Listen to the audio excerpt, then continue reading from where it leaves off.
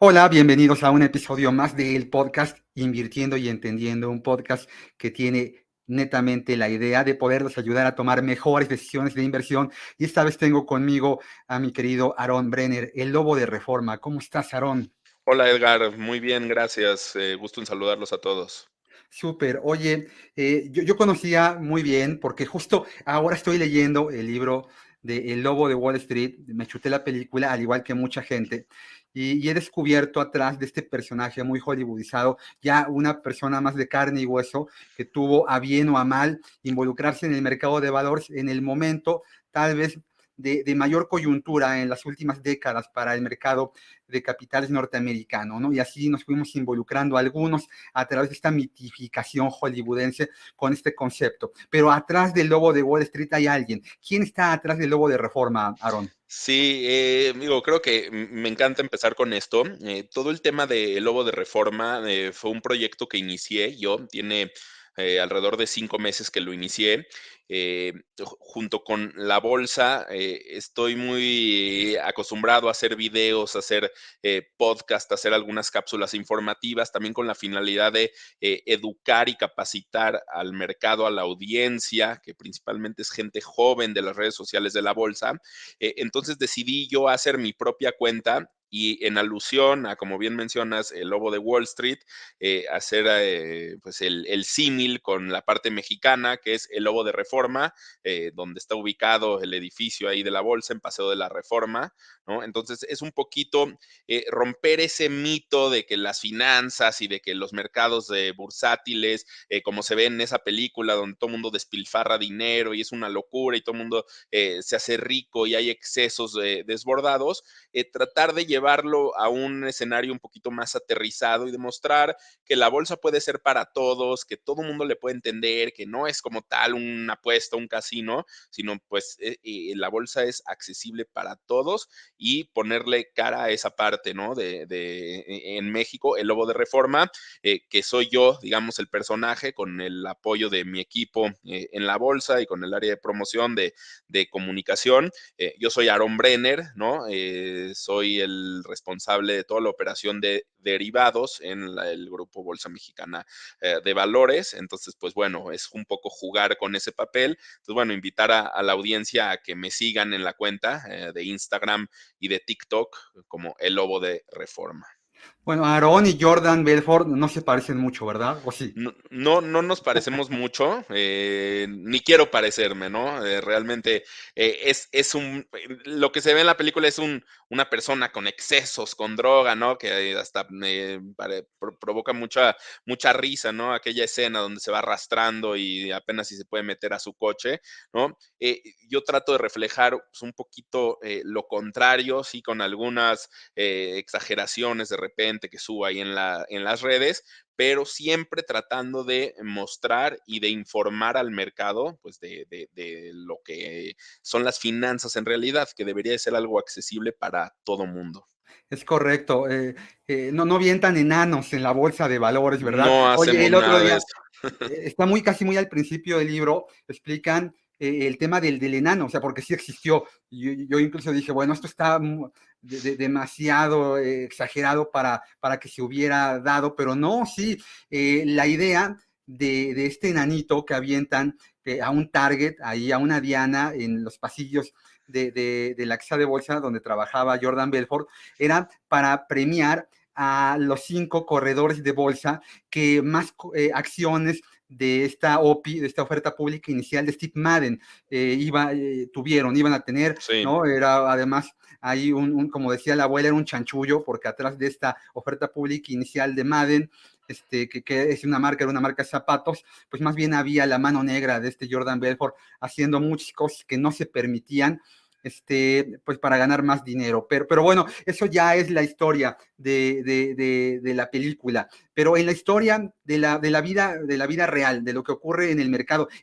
de derivados, lo que pasa todos los días en este mercado, ¿qué impacto tiene, Aarón, en una persona común y corriente que no sabe qué es el MEXDER, que no sabe qué es una opción, un forward, un swap, pero que en su vida diaria recibe el beneficio, recibe el impacto de un derivado? Me parece una pregunta interesante, y yo te la contestaría de la siguiente manera. O sea, existen muchos mitos, muchas leyendas urbanas, historias tenebrosas a lo largo de la historia que han ocurrido con derivados, ¿no? Se escuchan en la crisis del 2008 empresas que quebraron eh, por hacer mal uso de los derivados. Entonces, hay quien oye la palabra derivados y se asusta, ¿no? Entonces, algo que yo siempre trato de transmitir en mis pláticas, doy clases mucho tiempo como profesor en la universidad, es tratar de romper ese mito y demostrar que los derivados, justamente, su finalidad es todo lo contrario, es los derivados bien utilizados nos ayudarán a administrar riesgos, a pronosticar flujos de efectivo futuros, a hacer coberturas, ¿no? Y entonces los derivados se convierten en un aliado nuestro, ya sean futuros, opciones, swaps o una combinación de estos, nos pueden ayudar a mitigar riesgos, acotarlos y de esta forma poder llevar a cabo inversiones cuyos resultados finales pues sean más satisfactorios o cuya probabilidad de éxito al final sea más satisfactoria. Evidentemente, si usamos mal los derivados, como cualquier otra inversión o cualquier otro aparato, cualquier otra plataforma en el mundo, mal utilizada, pues te lleva o te implica riesgos adicionales que nadie quisiera correr y es todo lo contrario, ¿no? Entonces, yo siempre, a ver, si lo usas bien, te va a ir bien o te van a servir. Y si lo usas mal, pues como todo en la vida, haciéndolo mal o corriendo riesgos adicionales o exacerbados, pues esto trae consecuencias negativas realmente y pues ahí se presentan esas historias tenebrosas como las que hemos escuchado a lo largo de la historia, ¿no?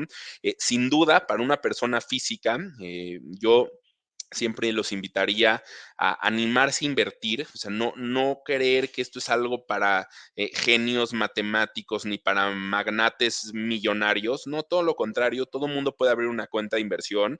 Yo recomiendo iniciar con activos de inversión un poco más simples, ¿no? Como acciones, como quizás instrumentos de renta fija, y poco a poco, conforme vas agarrando algo más de experiencia, pues irle sumando a tu portafolio algo de apalancamiento a través de los derivados y utilizarlos haciendo una combinación adecuada entre cuánto riesgo quiero correr y cuánto los quiero utilizar para cubrir mis otras posiciones en un portafolio. Entonces, realmente es un instrumento que está a la mano de cualquiera, todo mundo puede operarlos, no se necesita gran cosa, ¿no? Entonces, realmente es para todos y que todos le puedan sacar el mayor provecho haciendo un uso correcto de los mismos. Durante mucho tiempo, Pemex realizó coberturas, ¿no? Opciones, la oportunidad de que cubrir un decremento en el precio de la mezcla mexicana de petróleo, que ha sido a lo largo de mucho tiempo una fuente de ingresos muy importante para el país. Ahora ya tal vez no sea la más grandota, ¿no? Ya las exportaciones e incluso las remesas superan a lo que México vende de hidrocarburos al exterior, pero sigue teniendo un impacto muy importante en las finanzas gubernamentales, ¿va? Correcto. México, al ser un país productor de petróleo y exportador natural de petróleo, siempre está expuesto a fluctuaciones en el precio, ¿no? Del petróleo. Si el precio del petróleo sube, pues a Pemex, a México, pues le conviene, lo puede vender a un precio más alto. Sin embargo, si el precio cae, como sucedió, ¿no? Todo el mundo recordará cuando inició la pandemia en el 2020, se vivió ese caso extremo, extraordinario, una cola ahí de la distribución de bajísima probabilidad, que el precio del petróleo incluso se fue a números negativos. ¿Qué quiere decir esto? Te pagaban por llevarte el petróleo, había una sobreoferta de petróleo, no había demanda, nadie usaba sus coches, nadie viajaba, entonces es un riesgo enorme que corre el país que el precio del petróleo caiga porque le cuesta producirlo una cierta cantidad y lo podría vender en el mercado pues, a un precio menor, lo cual implicaría pérdidas enormes. Entonces, ¿qué es lo que hace el gobierno? Pues cada año lleva a cabo una cobertura petrolera a partir de opciones tipo put, donde las adquiere y con eso garantiza un precio mínimo al cual puede vender su petróleo producido. Si el precio del petróleo en el mercado está por arriba, no ejerce su opción lo vende en el mercado y simplemente pierde el costo de la prima por haber adquirido esa opción tipo put. Sin embargo, si el precio del petróleo en el mercado cae y queda por abajo del precio de ejercicio de su opción, pues ya sabe que puede venderlo a un precio mínimo que ya conoce desde un inicio y no estar expuesto a caídas pues mayores. Esta cobertura la lleva a cabo cada año y con esto pues asegura un precio mínimo que le permite, como bien decía hace unos momentos, proyectar flujos y administrar riesgos para saber o conocer con certeza a qué precio como mínimo va a poder vender el petróleo. México como gobierno durante muchísimo tiempo, hablo del cardenismo, ¿no? El nacimiento de petróleos mexicanos, ¿no? Esta exacerbación nacionalista de lo que significaba el petróleo es mío, ¿no? Yo nunca tuve un barril de petróleo en mi casa, pero a mí siempre me dijeron que yo era dueño del petróleo, ¿no? En fin, otro día platicaremos de eso, ¿no? Da Sí, mucho sí. para cortar. Pero hasta 1994 México vivió sumergido en esta dinámica de producción, refinamiento y exportación de hidrocarburos, pero se firma el Tratado de Libre Comercio de América del Norte y ahí la dinámica del país cambia completamente. Ahí nos sumergimos en la cadena de valor global, además teniendo a Estados Unidos del otro lado de la barda, literal, del otro lado del río, la economía más grandota del planeta, el 25% del PIB global hasta el día de hoy. Y ahí México se mete en esta dinámica en donde se vuelve el principal socio comercial de Estados Unidos. Y esto significa que fluyen una gran cantidad de dólares hacia el país, ¿no? Les vendemos muchos productos. Hoy en día las exportaciones son la principal fuente de ingresos del país y todos los días escuchamos hablar del nearshoring. Oye, el otro día alguien me decía que es como el chupacabras, ¿no? O sea, porque todo el mundo habla de él, nadie lo ha visto Nadie- y cada quien tiene una interpretación diferente de lo que significa. Pero en fin, otro día también platicaremos del tema. Aquí el punto es que en esta interacción, interrelación con la economía norteamericana, el tipo de cambio nos dejó de doler como nos dolía en los 70s y en los 80s, ¿no? Aquel presidente, expresidente que en la Cámara de Diputados llorando decía, y defenderé el peso como como un perro, decía, ¿no? Correcto. Y por eso se llama la colina del perro, breviario cultural. Y si no saben qué es, googleen qué es la colina del perro. Y entonces México, para el mexicano, para la empresa mexicana, se vuelve muy importante el dólar. Y ahí el mercado de derivados es muy importante. ¿Cómo funcionan estas coberturas? De acuerdo. Mira, efectivamente todo el tema coyuntural actualmente, el año pasado, nadie en su sano juicio hubiera imaginado un comportamiento del tipo de cambio peso dólar como lo vimos, ¿no? Iniciamos el año cercano a los 20 pesos, terminamos, incluso hubo momentos en el año que cotizó por debajo de 17, 16.62, si no mal recuerdo, fue el mínimo. Nadie se hubiera imaginado esto. Esto fue y para resumirlo brevemente, porque podríamos platicar de esto mucho tiempo, se debe a principalmente, yo diría, a tres factores, ¿no? El primero es el diferencial de tasas que existe en México con respecto a Estados Unidos, el cual en México es muy atractivo venir a invertir a nuestro país con tasas reales positivas, las tasas interbancarias, ¿no? Arriba del 11%, inflaciones actualmente al 4 y pico por ciento, esto nos da una tasa real del 7% que en pocos países emergentes o desarrollados podemos ver, ¿no? Es una tasa muy atractiva, lo cual hace que muchos inversionistas extranjeros hayan venido a nuestro país con sus divisas, con sus dólares, entran dólares para invertir aquí en México y pues al haber una oferta importante de la moneda extranjera, pues eso hace que el peso se fortalezca, ¿no? Ese es el principal factor. Luego, importante, las expectativas de qué pueda pasar más adelante con las tasas de interés. Los bancos centrales actualmente están posicionados y listos para empezar a bajar las tasas.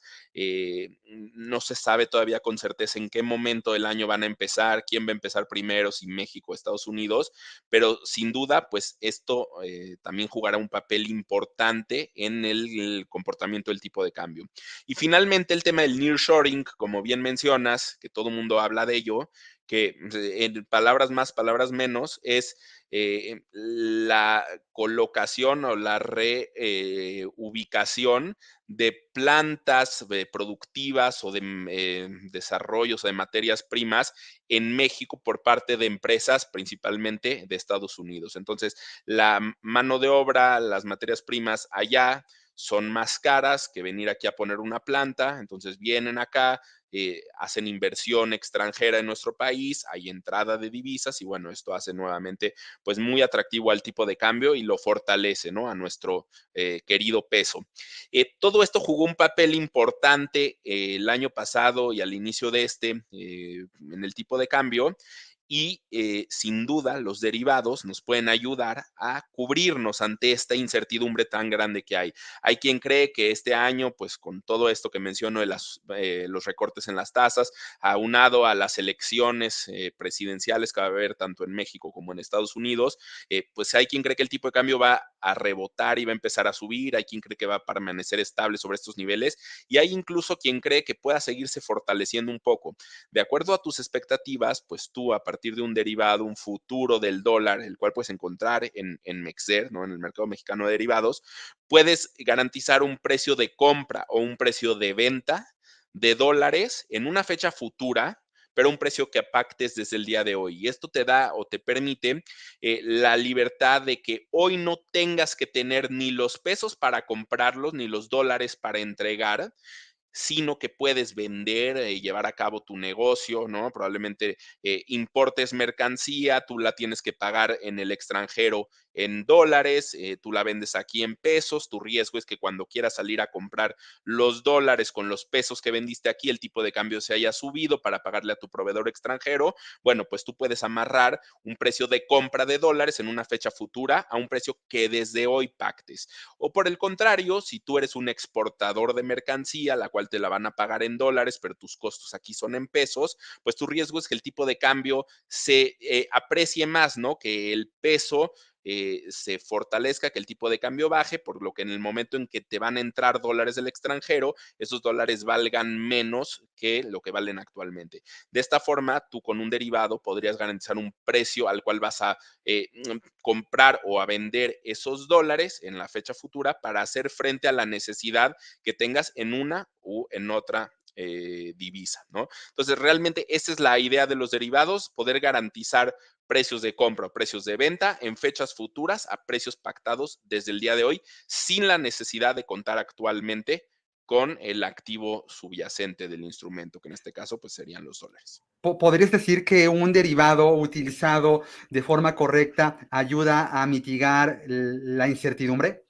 Correcto, totalmente. Esa es la finalidad de los derivados. Lo utilizas de forma correcta, pactas un precio al cual vas a comprar o a vender dólares y tú ya te olvidas por completo de qué pueda pasar en cosas externas a tu negocio, ¿no? Si yo tengo un negocio en donde importo zapatos y los vendo aquí o cualquier tipo de mercancía, pues yo digamos que tengo dos riesgos. Uno que es el vender mis zapatos, hacer una buena estrategia de precios, de publicidad, de entrega, de distribución, todo eso sí depende de mí. Pero aparte tengo riesgos exógenos a mi negocio que no dependen de mí, como las elecciones, como que pueda salir a decir el próximo presidente de los Estados Unidos, que pueda decir el próximo presidente de México, qué pueda pasar con las tensiones en el Medio Oriente, ¿no? El petróleo, son factores completamente ajenos a mí y ya más cercanos, ¿no? ¿Qué puede hacer Banco de México con las tasas de interés o la Fed en Estados Unidos con su tasa de interés? Todo eso no depende de mí. Entonces, yo cuando tengo un negocio, quiero que mis riesgos y mi probabilidad de éxito esté basada en lo que sí depende de mí. Entonces, yo a partir de un derivado puedo cubrirme de todo aquello que no depende de mí y entonces ahora sí poder dormir tranquilo y enfocarme meramente en lo que sí depende de mí y en los factores que sí son inertes a mi negocio, que como decía, ¿no? Las ventas, la publicidad, los costos, todo lo que sí va dentro de mi negocio. Esa es la ventaja de los derivados. Ahora, Aarón, un inversionista que va involucrándose en este fantástico y enorme mercado de valores donde uno encuentra acciones, bonos, divisas, fondos, derivados. Pues generalmente este ecosistema uno lo va conociendo por lo más simple, ¿no? Como cuando uno empieza en cualquier actividad, ¿no? Si te gusta el fútbol, soccer, bueno, pues empieza pegándole la pelotita, ¿no? También si una chilena o una paloma, ¿no? Claro. Y el mercado de valores tiene esta curva formativa que es muy amplia. En tu caso, ¿dónde empezaste? ¿Cómo fue esto? Porque el lobo de reforma, Aaron Brenner, hoy, enero, febrero del 2024, no es el mismo Aaron Brenner que empezó involucrándose por primera vez en este medio. ¿Dónde empezaste y cómo fue? De acuerdo, te platico mi experiencia y me parece una pregunta bien interesante que incluso me ayudará a acordarme de mi juventud. ¿No? Yo tengo actualmente 36 años, estudié la carrera de actuaría en la Universidad Anáhuac de la Ciudad de México y a mí siempre me llamó mucho la atención la bolsa. De hecho, estudié actuaría porque me gustaban las matemáticas, pero no era mi mayor fascinación. Mi fascinación era las finanzas, la bolsa.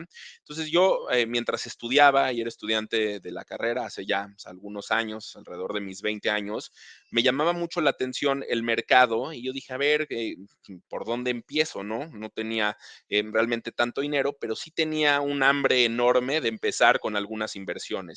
Empecé a llevar en la materia en la carrera algunas materias relacionadas con el medio financiero y dije, no, pues esto es lo mío, yo quiero empezar a invertir.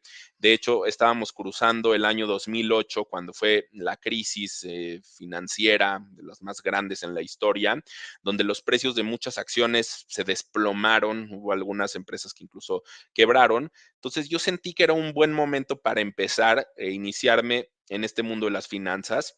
Empecé a investigar, participé en un concurso de un simulador que lleva a cabo una casa de bolsa y empecé a jugar con dinero falso, con dinero simulado y me pareció que quería ahora hacerlo con dinero de verdad, ¿no? Entonces ahí junté algo de dinero, empecé a dejar de salir algunos sábados con los amigos y dije, pues voy a hacerme ahí un fondito de ahorro. Yo todavía prácticamente pues, no trabajaba en algo formal. Entonces, junté algo de dinero y abrí una cuenta con 10,000 pesos. Recuerdo que esa fue mi primera inversión en una plataforma de una casa de bolsa donde tú las manejas de Bursanet, manera ¿eres tú? empecé con esa y con otra, ¿no? No hay muchas hoy en día en México, imagínate, pues hace 15, 16 años que tiene esto, pues todavía había menos, pero sí, esas plataformas pues me llamaron la atención, abrí la cuenta, te digo, inicié con 10,000 pesos, ese fue el primer monto de mi inversión y empecé a comprar acciones y tenía la muy mala costumbre de comprarlas, ganarle un par de centavos y venderlas, ¿no? Entonces yo decía, pues estoy ganando y esto a mí me está gustando y lo empecé a ver como un juego, yo era muy inexperto, incluso había veces que no me daba cuenta que la misma comisión por comprar y luego por vender las acciones se comía toda la utilidad que había obtenido por el diferencial del precio de compra y el precio de venta. Y empecé a aprender y honestamente empecé perdiendo dinero, ¿no? Y siempre mis amigos y luego mi familia decía, ¿cómo? Pero pues, estás perdiendo tu dinero, pues, entonces mejor salte de ahí. Y yo me aferré y dije, pues no, esto es lo que quiero y prefiero perder y aprender que salirme, no ganar, no perder, pero tampoco aprender. Entonces yo lo veía como una especie de aprendizaje, un poquito pues estoy pagando por adquirir ese conocimiento que nadie me lo va a dar más que la experiencia. Y así fui hasta que un día un amigo me dijo, oye, pues yo te puedo dar otros 10,000 pesos si me los manejas, pues adelante. Y empecé y luego yo le empecé a meter más de mi dinero. Terminé la carrera, yo cuando la abrí estaba alrededor de sexto semestre, terminé la carrera, empecé a trabajar en la Bolsa Mexicana de Valores en Mexder como mi primer y único trabajo hasta la fecha. Ya llevo casi 14 años en el medio financiero, en Mexder siempre. Y siempre he ido que peso que logro ahorrar, peso que trato de depositar en mis cuentas para invertir en la bolsa, ¿no? Inicié, como bien dices, con lo más sencillo, acciones mexicanas, pues compraba, vendía, algunas las empecé a dejar un poquito de más largo plazo.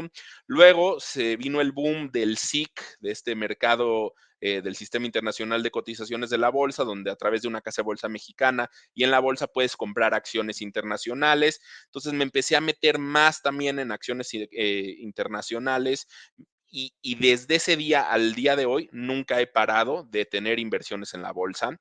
Eh, a veces he hecho inversiones con instrumentos de renta fija, aprovechando también ahorita las tasas altas, ¿no? Que paga, como bien digo, tasas al 11 y pico, con tasas reales por arriba de la inflación, pues muy atractivas.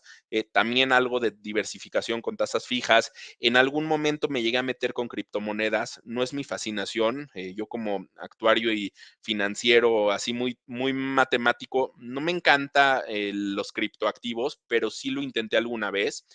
Y finalmente, cuando decidí hacer mi graduación en las inversiones, fue cuando inicialmente operé con derivados, ¿no? Entonces, abrí una cuenta en una plataforma del extranjero que igual me permite desde un celular o desde una computadora comprar y vender contratos de futuros y de opciones sobre índices, sobre acciones, y me empecé a meter un poco de cobertura, un poco de especulación con activos pues que me permitían un apalancamiento interesante. Y Cuando te de ese, cubrías, ¿con qué te cubrías?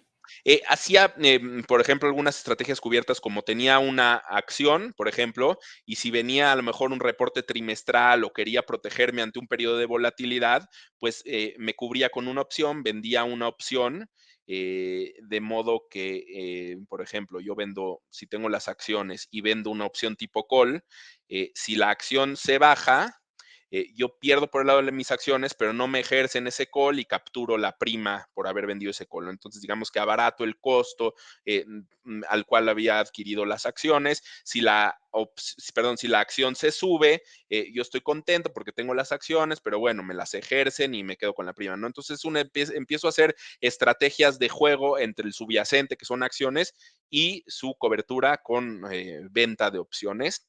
Y con esto, pues, digamos que al día de hoy, como digo, fue mi graduación, entonces he tenido, pues, exposición a inversiones en renta fija, renta variable accionaria, criptomonedas, muy poco, no me encanta el tema, y ya con los derivados, ¿no? Futuros de índices en Estados Unidos, futuros del S&P, son inversiones, pues, muy interesantes. ¿Qué opinas del apalancamiento, Aarón? Porque el apalancamiento va muy de la mano del derivado. Y Claro. alguna vez escuchaba a Warren Buffett que, bueno, pues tal vez él ve un poquito más en blanco y negro todo esto, ¿no? Y él decía, los derivados son una arma de destrucción masiva. Decía, muy de la mano del apalancamiento que tienen este tipo de instrumentos. Correcto. El apalancamiento, yo creo, insisto, como todo en la vida, mal utilizado y corriendo más riesgos del que estamos dispuestos o tenemos la capacidad de asumir, es un peligro absoluto, ¿no?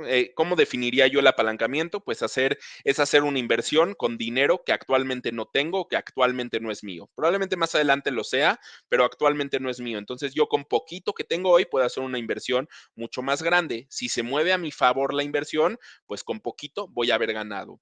Pero si se mueve en mi contra y estoy apalancado con un movimiento pequeño en el mercado del subyacente, el mercado de contado, pues eso me lleva a una pérdida potencialmente mayor, que incluso me puede llevar a perder el 100% o incluso más del 100%, ¿no?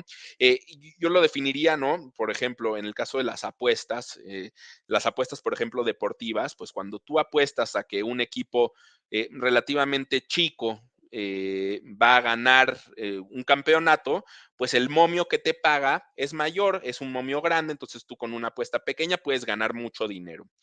Por el contrario, si tú te pones ahora la cachucha de la casa de apuestas, pues tú estás dispuesto a pagarle por ganarte poquito un momio mayor cuyo porcentaje o sea, cuya probabilidad de ocurrencia, pues es pequeño, ¿no? Pero tú estás jugando apalancado en contra, de modo que pues ganas poco o pierdes mucho, ganas poco con una alta probabilidad o pierdes mucho con una baja probabilidad. Entonces hay una combinación donde hasta qué punto yo quiero correr apalancamiento. Los derivados nos ofrecen un atractivo apalancamiento porque, como yo decía, tú pactas hoy el precio de compra o de venta del activo subyacente en la fecha futura a un precio pactado hoy. Hoy no tienes que tener el subyacente. Hoy no tienes que tener el dinero para comprar el subyacente. Lo vas a tener que tener más adelante, pero hoy no lo necesitas tener.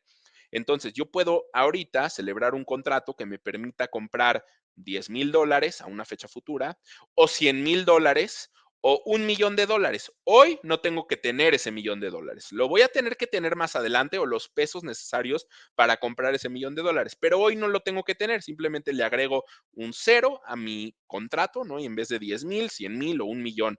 Eso es el efecto del apalancamiento y cuando empieza a desbordarse es cuando si el instrumento se mueve en mi contra, entonces yo voy a tener una pérdida que no voy a poder pagar, no voy a poder hacer frente a esa obligación y entonces empiezo a correr un riesgo desbordado.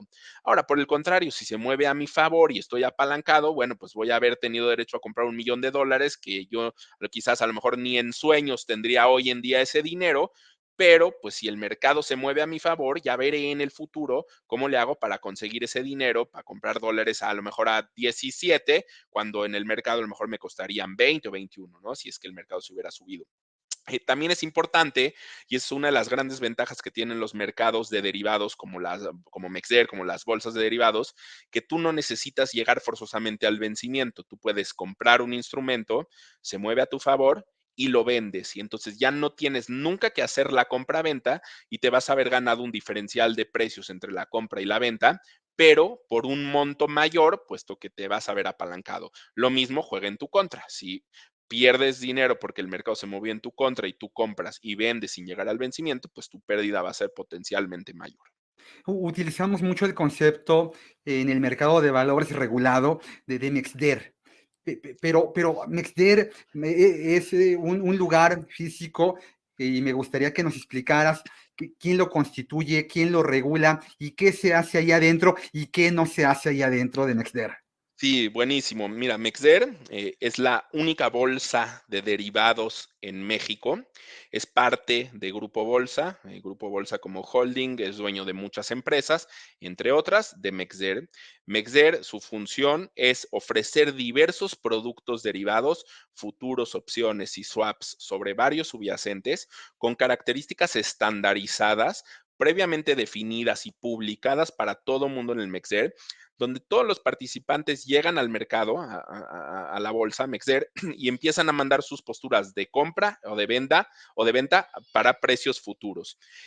Mexder ofrece toda la infraestructura para que esas órdenes sean procesadas y cuando se junta un comprador con un vendedor, se hace una operación, la cual se manda a su posterior liquidación a nuestro brazo derecho, que es la Cámara de Compensación, que se llama Asigna, que también es parte del Grupo Bolsa Mexicana de Valores. La finalidad de Asigna es hacer frente a todas las obligaciones que se generan en Mexder, de modo que si una de las contrapartes no paga o no cumple con su obligación que adquirió a través de un contrato de derivados, la Cámara es responsable para pagarle a la contraparte, pues en este caso ganadora, ¿no? Siempre hay un comprador y un vendedor.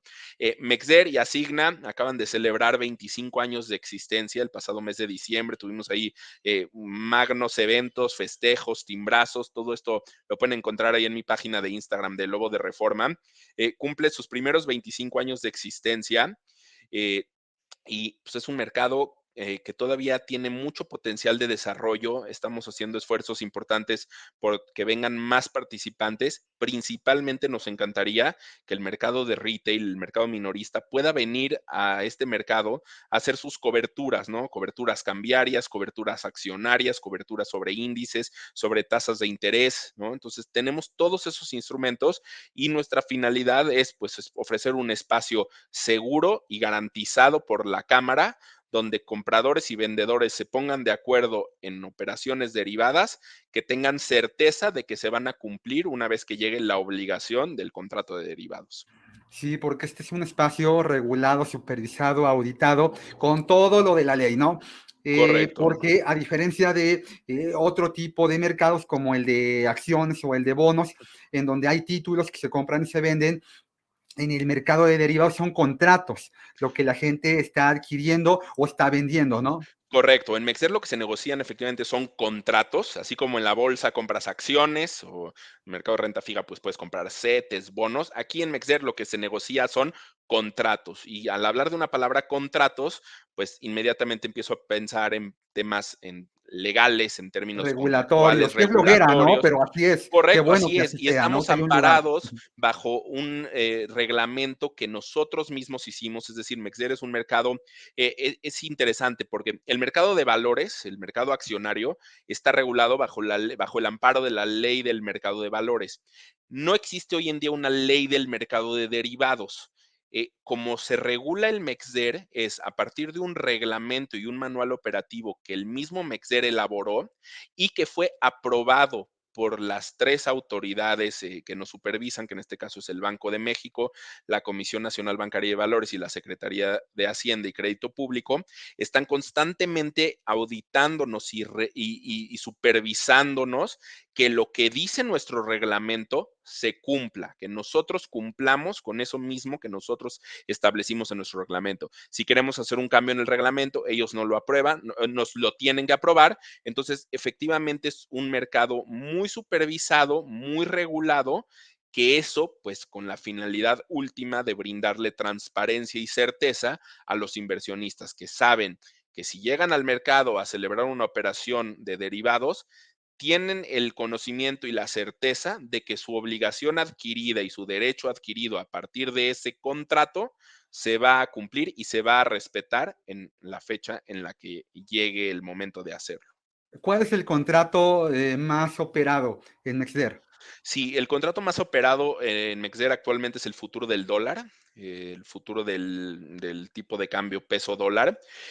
Tenemos también las opciones del peso dólar. Estas no se negocian tanto, pero el futuro del dólar es un producto sumamente líquido con diversos participantes que están ahí metidos. Tenemos fondos de pensiones, las Afores, fondos de inversión, bancos nacionales, bancos extranjeros, empresas, personas físicas que vienen al mercado a llevar a cabo coberturas o especulación con el tipo de cambio. Entonces, ese es el instrumento que más operamos.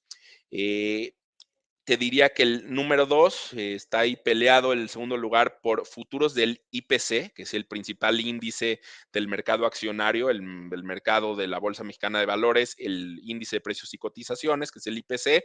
Tenemos contratos de futuros sobre este índice y también los swaps de TIE de 28 días, que este es el último año que va a ser la referencia en nuestro país. Ese es quizás otro tema para otra ocasión, pero México se está adaptando a las políticas internacionales y a las tendencias de sustituir tasas basadas en encuestas, como es el caso de la TIE de 28, por tasas referenciadas a operaciones reales de mercado, que en este caso en México es la TIE de fondeo. En Estados Unidos se hizo la migración de la tasa LIBOR por la tasa SOFR. Mexder actualmente tiene contratos de swap de TIE de 28, que es un contrato de intercambio de flujos periódicos, donde yo fijo una tasa a la cual pago intereses cada 28 días a cambio de recibir una tasa variable, que es la tasa de Banco de México, la TIE de Banco de México publicada en la fecha de corte del cupón. Esto se va a sustituir para que la referencia ya no sea la TIE 28, sino que sea la nueva TIE de fondeo y estamos próximos a listar este nuevo contrato que sustituirá el swap de la TIE de 28. Entonces, en resumen a tu pregunta, esos son los tres principales productos de Mexder: futuros del dólar, futuros del IPC y swaps de TIE. La primera vez, Aaron, que yo vi algo sobre el mercado de valores en términos generales, fue una película de los ochentas, clásica, que en México la intitularon De mendigo a millonario. En inglés se le conoce como Trading Places. Es Ok, una película donde salía Eddie Murphy, Diana Croyd y Jamie Lee Curtis. Es una película donde al final, en el piso de operaciones de Nueva York, comercian contratos de futuros de jugo de naranja congelado. No los quiero spoilear, hay que verla, es fantástica, porque además atrás de todo esta vorágine de mercado hay una tesis bien interesante que gira en torno a una apuesta muy de finanzas conductuales, además, muy de comportamiento. Es una extraordinaria película. Fue la primera vez que yo vi algo en materia operativa de cómo funcionaba el intercambio de contratos o títulos, y ahí me atrapó mucho el mercado. Pero bueno, se fue como yo, fue un poquito involucrándome, y luego ya muy entrado, ya concluida la carrera, tengo que hacer mi certificación ante la MIB para poder trabajar en la parte comercial de una casa de bolsa. Primero fue la figura 1, ya es la figura 3, evolucioné un poco ahí para poder operar otro tipo de mercados, y a mí se me pide, se nos exige aprobar, además es obligatorio para la figura 3, el módulo de derivados. Pero para alguien que no tiene la obligación gremial como yo, porque la MIB así no, nos dice, o pasas el examen, o pues casi que no chambeas en esto, pero para alguien que igual y no va a certificarse ante la MIB, pero que quiera aprender, una persona que quiere irse formando en este tipo de conceptos sobre derivados, ¿a dónde se tiene que acercar? Mira, yo te voy a dar varias recomendaciones y a la audiencia le voy a dar varias recomendaciones. Eh, Hay muchas películas, muchos libros y mucho contenido financiero. Creo que hay que ser bien selectivos para tratar de identificar cuáles son las mejores fuentes. Yo los invitaría a, si quieren aprender de derivados, nosotros en la página de Mexder, de la bolsa, tenemos mucho material, mucho contenido muy didáctico, así para principiantes. De hecho, tenemos un apartado en el blog que tiene la bolsa, que se llama Blog Hablemos de Bolsa, donde yo escribo periódicamente sobre derivados. Ahí en la página de Mexder, del lado derecho, viene un banner que habla del blog Hablemos de Bolsa. Si te metes, ahí viene desde qué es un derivado, qué es un futuro, qué es una opción, qué es un swap, con palabras básicas, como si se lo estuviera explicando a mi hijo para que lo entienda de la forma más sencilla, y se va sofisticando un poquito para hablando ya un poco de estrategias, de alternativas, de ideas, de comportamientos de las tasas de interés, de la volatilidad del mercado, ¿no? Entonces, yo los invitaría a consultar la página de la bolsa de Mexder, ahí tenemos mucho material. En cuanto a bibliografía, para hablar de derivados, siempre está el tradicional libro de John Hull, Options, Futures and Other Derivatives. También lo recomendaría mucho, es un libro también no con lenguaje tan simple, está en inglés, pero sí nos ayuda a adentrarnos más en el mundo de los derivados. Y poder aprender, ¿no? Algunas estrategias y algunos métodos de evaluación, modelos de Black-Scholes, modelos de árbol binomial, arbitrajes, swaps, coberturas de tasas, ¿no? Todo esto habla el libro y creo que es pues el padre de los derivados. Y finalmente, hablando de películas y de series, ahora que mencionas esta, que por cierto no la he visto, ya me lo apunté aquí para yo verla, Te va a pero encantar, y luego la platicamos. la voy a ver y luego la Vamos a hacer platicamos. un capítulo de puras películas y series algún día. Estaría excelente. Yo les recomendaría, hay una película que se llama Margin Call, que es una película, yo creo que por ahí del 2010, 2011, que incluso estuvo en el cine y tiene ahí un elenco de actores bastante buenos. Véanla, se llama Margin Call. No sé si la pueden encontrar en Netflix o en Amazon Prime o en alguna de estas, pero es una película que nos platica de cómo una persona se dio cuenta de la enorme crisis que se venía en el 2008 y como que nadie le creía hasta que alguien le empezó a creer y esto se vino abajo y colapsó el mercado, el sistema financiero, principalmente en Estados Unidos y como contagio en el mundo. Véanla, se llama Margin Call. También la película famosa de The Big Short, que es La Gran Apuesta, si no me equivoco en español, que es también la historia de los Credit Default Swaps, también de la crisis del 2008, como un participante que preveía que tarde o temprano los créditos hipotecarios otorgados iban a dejar de pagarse, estaba apostando a que eso iba a suceder, no sucedía, no sucedía, hasta que un buen día sucedió y esta persona pues ganó muchísimo dinero.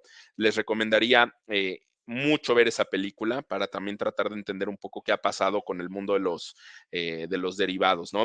Además, pues la película de Wolf of Wall Street, como mencionamos al inicio de este podcast, creo que es también bien padre. Y por ahí también hay muchas series en Netflix, creo que vale la pena recomendar. Por ejemplo, hace poco tuve la oportunidad de ver una que se llama Abajo los ricos, que es la historia de GameStop que sucedió con estas meme stocks durante la pandemia en el 2020, 2021, con acciones que no valían prácticamente nada, que se dispararon. Viene toda la historia, creo que es muy didáctica. Son ahí 3 capítulos que a cualquier persona inversionista retail le puede encantar la idea.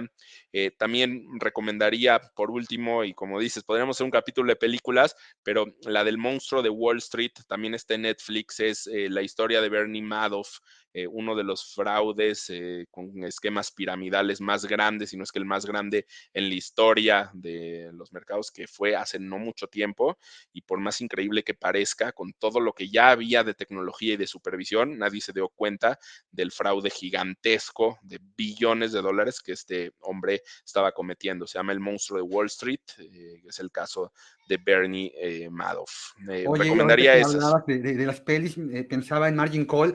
Yo la vi, me parece que de todas a mí es la que más me llena, porque además la narrativa es épica, todo pasa Sí, literalmente en 12 horas, sí, sí, en cuando una esta noche. persona, que si no mal recuerdo, quien descubre es un matemático que trabajaba en la NASA y se lo llevan para hacer revisión de modelos matemáticos ahí en el área de derivados, se da cuenta de Sí, que va a colapsar el se da mundo. cuenta en Y una bueno, noche. sí, fantástico, el elenco es fabuloso, está Kevin Sí, Spacey, está sí, Demi sí, Moore, Jeremy sí, Irons, si sí, no mal recuerdo, es el CEO de lo que sería Lehman Brothers. correcto. Y yo agregaría una que tiene que ver con derivados. Yo primero leí el libro y luego vi la película, me pareció muchísimo mejor el libro, que es La cuenta secreta. Luego la película la intitularon Rogue Trader, en donde, si no mal recuerdo, eh, el actor es el mismo que hace a Obi-Wan Kenobi, ahorita se me fue el nombre, o Renton en Transpotting, y que es un trader de derivados que en Singapur quiebra a Banco Baring, ¿no? Hace ya Sí, bastante tiempo. sí. Es una película también, una historia fantástica. Si pueden conseguir el libro, háganlo. A mí me lo prestaron, y bueno, lo devolví. O sea, que ya saben que si me prestan un libro, sí los devuelvo. ¿No? Y luego vi la película y me pareció que le faltó mucho, ¿no? A la narrativa, pero sí, me parece que hay que encontrar, como decías, lugares donde elegir la información, y en este entorno, en donde hay una gran cantidad de información, y la información fluye muy rápido, Aarón, ¿cómo elegir? ¿Cómo definir qué información es la que es válida para tomar decisiones de inversión?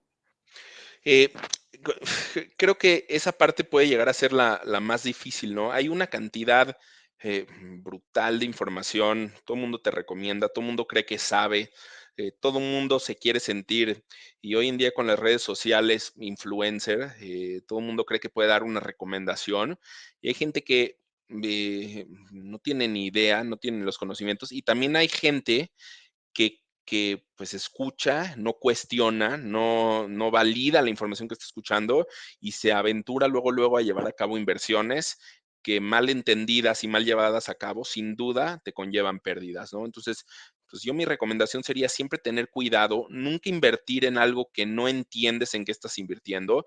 Si le entiendes a las acciones, pero no a los derivados, pues inicia, como bien dices, pues por lo básico, cómprate unas acciones, manténlas ahí de largo plazo.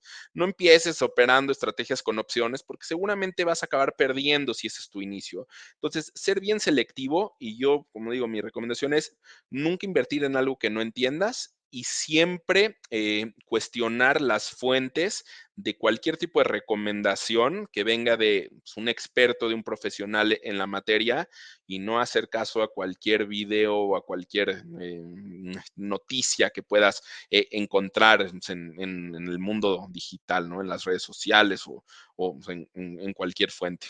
Y yo creo que la siguiente gran película sobre el medio financiero ya no va a tener que ver con alguna crisis, sino con esta capacidad que ya tiene hoy la información de influenciar al inversionista. Seguramente vamos a ver en algún punto alguna película en donde alguien va a salir diciendo a través de YouTube o TikTok, hay que hacer esto y esto va a provocar algún quebranto, ¿no? La facilidad con la que hoy confiamos en quien tenemos enfrente de la pantalla. Y esto me lleva a pensar en que el gran adeudo del inversionista, del buen inversionista, Aaron, puede ser no tal vez conocer sobre mercado, sino conocerse a él mismo, ejecutar un ejercicio de introspección, que es muy raro, Aarón. Sí. Yo colaboro en una casa de bolsa en la parte comercial y con la mayoría de inversionistas con los que yo tengo contacto, suelen tener un conocimiento muy escaso de quiénes son como inversionistas, ¿no? De definirse como un inversionista conservador, moderado, agresivo, sofisticado, definir en qué puedo invertir, en qué el estómago no me da para invertir, cuál es mi horizonte temporal. Es más, cosas tan básicas como etiquetar el activo de inversión en el que estás poniendo tu patrimonio, ¿no? Porque no es lo mismo, Aarón, invertir con dinero que sabes que si te va mal, no te va a volver más pobre, a que si estás Correcto. poniendo en ese instrumento el dinero para la educación de tus hijos o para tu jubilación y que no se va a recuperar. El mercado de valores no perdona, no coopera. O sea, cuando tú haces algo mal, Aarón, aunque hayas hecho muy bien durante mucho tiempo tu gestión patrimonial, con una vez que metas la pata, Puedes con perderlo eso todo. tienes para echar a perder todo lo que hiciste anteriormente. A Aaron Brenner, ¿qué tipo de inversionista es? ¿Cómo se definiría? ¿Conservador, moderado, agresivo? Sí, creo que lo definiste perfecto. Es importantísimo saber en qué categoría estás y cuáles son tus objetivos de inversión, o sea, ¿para qué estás invirtiendo? Hay gente que invierte para más adelante poder tener dinero para la educación de sus hijos, o para comprarse un coche, o para comprarse una casa, o simplemente invierte ahí un dinero sobrante que pues puede darse el lujo de correr un riesgo mayor, tratando de obtener rendimientos mayores. Yo en lo personal sí me considero un inversionista que me gusta el riesgo. Me gusta correr riesgo, siempre trato de pues separar un poco el dinero que uso para mi vida, para mi familia, para mis hijos, eso no tocarlo, eso no puede estar en una inversión riesgosa, porque si lo pierdo, pues, la renta variable puede jugar en tu contra, si lo pierdo, pues no quiero que mi familia se quede sin educación y sin comida, y tener otra parte del dinero donde sí le pueda meter algo más de riesgo, tratando de incrementar mi patrimonio. Entonces, yo en lo personal me considero un inversionista, sí agresivo, sí me gusta el riesgo, me gustan los activos riesgosos, trato de identificar potenciales, digamos, activos que puedan tener volatilidad o que estén subvaluados y que crea que se puedan recuperar de manera agresiva. No me encantan por ejemplo, inversiones en índices que a lo mejor pues te da ahí algo parecido a la tasa libre de riesgo, quizás un par de puntos porcentuales por arriba. Sí prefiero tratar de hacer inversiones un poco más riesgosas con ese dinero que tengo destinado para ello. Y la otra parte, pues, en inversiones pues, lo más sencillas, ¿no? Inversiones a tasas fijas, que simplemente me genere un rendimiento en lo que no necesito el dinero y una vez que lo necesito, pues poderlo sacar, saber que no voy a haber perdido el patrimonio y haber generado algo de intereses. ¿Qué te gustan más? ¿Acciones, fondos, ETFs? Me gustan las acciones, acciones internacionales principalmente. Creo que el sector tecnológico pues ha dado rendimientos increíbles, ¿no? Ahorita estas que se están poniendo de moda, el título de las siete magníficas, son acciones bien interesantes del sector tecnológico en Estados Unidos. A mí me encantan las acciones. También me he metido mucho con ETFs apalancados. Hay muchos ETFs que replican índices, pero de forma apalancada, 3-1, ¿no? Entonces, pues bueno, con esto si tienes una exposición, digamos, diversificada a un índice que probablemente puede tener 500 acciones como el S&P o 35 como el IPC, pero que te va a dar un rendimiento apalancado, que lo que tiene en la panza ese ETF es, además de la posición accionaria, pues puede tener ahí derivados que hacen que los rendimientos sean pues potencialmente mayores o bueno, también que la pérdida pueda ser mayor, pero bueno, esto hace que el alfa que puedas llegar a capturar por una inversión en un ETF apalancado, pues sea mayor y superes pues, al mismo mercado en sí. Ya, ya, ya, ya. ¿Qué recomendación le darías para a un inversionista para maximizar en este momento, que es un momento muy interesante, ¿no? De mercado. Creo que es un momento muy coyuntural en muchos sentidos. Estados Unidos en los próximos años dejará de ser la economía más grande del planeta, antes muy probablemente de que concluya esta década, a diferencia de las revoluciones industriales anteriores. Esta, al parecer, va a tener un impacto social mucho más pronunciado de la que tuvo la máquina de vapor, de la que tuvo la industrialización de posguerra. Yo creo que por muchas cosas, la democratización del mercado de valores hoy sí es un hecho. El otro día leía un libro y me parecía muy interesante porque ponían una foto de estas fotos en blanco y negro todavía, donde están cientos de miles de personas afuera de Wall Street. Y uno decía, bueno, pues ¿por qué se van a manifestar? No, en aquel entonces, hablo del gran crack bursátil del siglo pasado, pues la información fluía de forma muy lenta. Entonces la gente literalmente tomaba un tren del otro lado de Estados Unidos y llegaba a Nueva York, llegaba a Wall Street y se plantaba ahí para entender qué estaba pasando con el dinero que había invertido, con las empresas de las que era socio. Hoy los teléfonos inteligentes están revolucionando el mundo en todos los sentidos. La inmersión digital de la pandemia, pues provocó que aprendiéramos a entretenernos en plataformas de streaming. La gente que nunca había comprado por internet ya lo hace, y también aprendimos a invertir. Y entonces, en esta coyuntura, ¿qué debería de tener en cuenta, Aaron, un inversionista? Así como tú lo hiciste hace años, que pusiste ahí el dinero virtual en el reto Actinver, seguro fue ese, ¿verdad? Eh, Sorpresa, secreto. hoy, ¿qué tiene que hacer un inversionista para no llevarse sorpresas negativas? Sí, mira, yo y digo, no es una frase mía, pero como dicen por ahí, ¿no? El mejor día para invertir era ayer, el segundo mejor día para empezar a invertir es hoy, ¿no? Ya no lo hice ayer, ya no agarré el mejor día, pero pues voy a intentar agarrar un buen día que puede ser hoy, viendo una tendencia de largo plazo.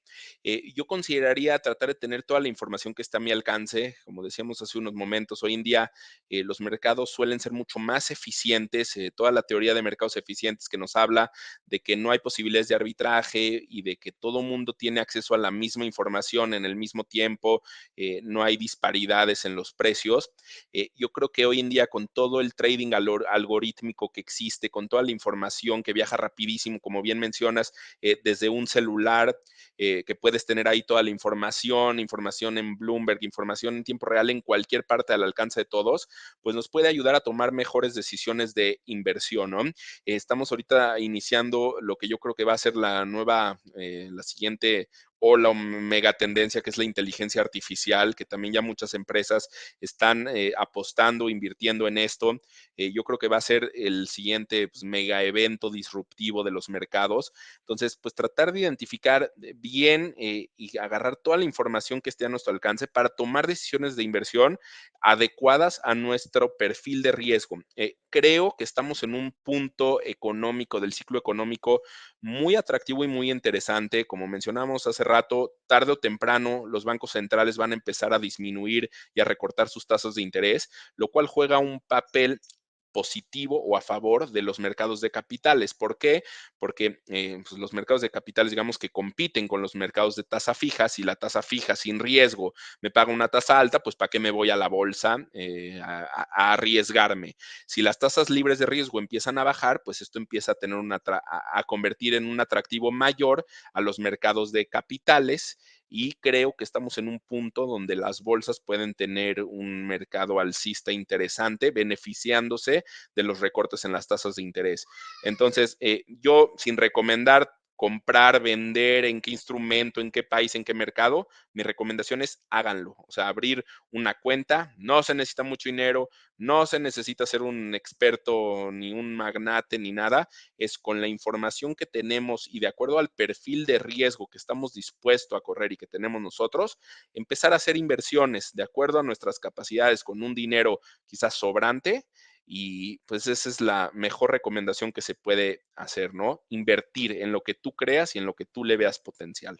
Hagámoslo hoy. En más de 100 años de mercados de valores profesionales estandarizados, el rendimiento del mercado de capitales en promedio ha estado 400 puntos base por arriba de inflación, que es lo que hoy está pagando un bono de tasa fija prácticamente en todo el mundo. Aquí en México, de hecho, es más, la inflación con los niveles que actualmente tiene versus la tasa de interés que teníamos, lo cual es una tasa real positiva, da por arriba de los 400 puntos base. Así que me parece que en el mismo sentido de lo que comentas, no es para ayer, es para ahorita. Hace muchos años tuvimos un debate presidencial donde uno de los candidatos decía hoy a cualquier cosa que le preguntaban, decía hoy, hoy, hoy. Pues así juega hoy el tema de Sí, inversión. Es sí, para sí. ahorita, es para hoy, hay que empezarlo y hay que empezarlo de la mano de la gente que le entiende a esto como Aarón, a quien yo le quiero agradecer muchísimo este tiempo de participación, pero antes de despedirme, de despedirlo, me gustaría, Aarón, preguntarte, bueno, ¿y a dónde te pueden encontrar? ¿Qué redes sociales tienes? ¿En dónde estás escribiendo? Para que la gente pues te siga, ¿no? Sí, pues digo yo también aprovechar, Edgar, para agradecerte la invitación. Es un gusto poder participar en estos foros, saludar a tu audiencia y tratar de promover y de mejorar e incentivar la cultura financiera en nuestro país, que creo que es el gran reto que tenemos nosotros en la bolsa con la gente joven como nosotros, ¿no? Aunque parezcamos, no estamos tan grandes, ¿Qué tratar te tomas, de eh?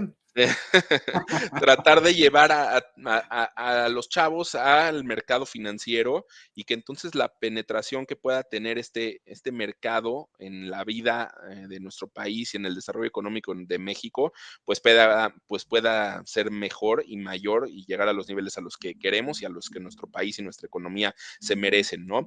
Para encontrarme, pues bueno, ya les repito, en el Instagram de El Lobo de Reforma, ahí me pueden encontrar todo el contenido que subo. También en mi cuenta de LinkedIn, es así está mi nombre a título personal, Aaron Brenner, mi TikTok, que también está como El Lobo de Reforma.